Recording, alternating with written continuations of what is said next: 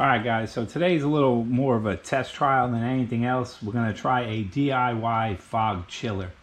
We're going to use a 7-gallon tote from Home Depot, 2 Mega Stack Pringle cans, a 3-inch hole saw, and then we'll go ahead and add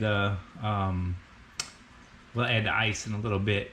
But this is what we're going to start out with. Check it out, see what happens, and go from there.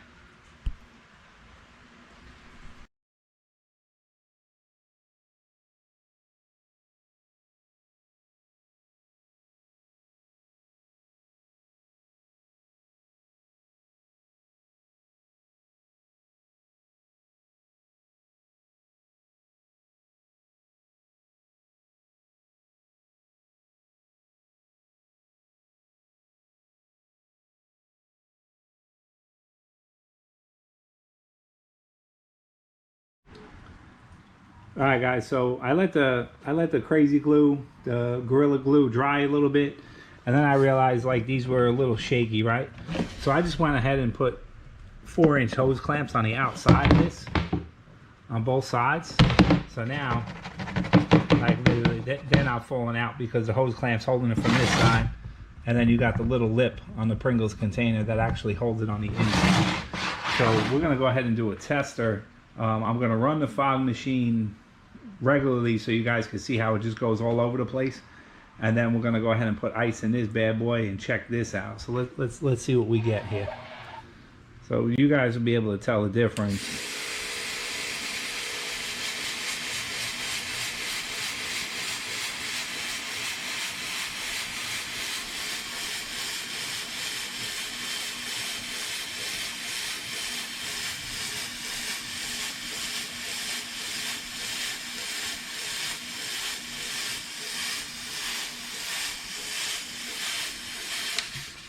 Alright, so as you guys can see, there's really no consistency. It just spreads out all over the place, goes everywhere. So we're going to test this fog cooler. We're going to test it out and see if it actually does make a difference. So we're going to go ahead. If you guys have ever ordered, I don't know, those dinners that come in the mail, they come with these huge ice blocks in them. So we actually save those. So we're going to put those in there and check it out. So we'll be right back. Alright guys, so I literally had to wait about 10 minutes for all the fog to get out of the garage. So these are the big ice sheets I'm talking about. They're big, they're probably 5 to 7 pounds a piece, somewhere around there. And they're extremely frozen, solid. So when it comes in, it's going to hit right into the ice blocks and hopefully travel out to the other side. We're going to check it out, but you'll see how cold these things are. I don't know if there's a good seal on this box. I have no idea. We're going to find out in a minute when we hit this fog machine again. But you can see when I take this off, you guys probably can't see the vapor coming off, how cold they are. So let's go ahead and let's see if we get a difference on the fog machine here.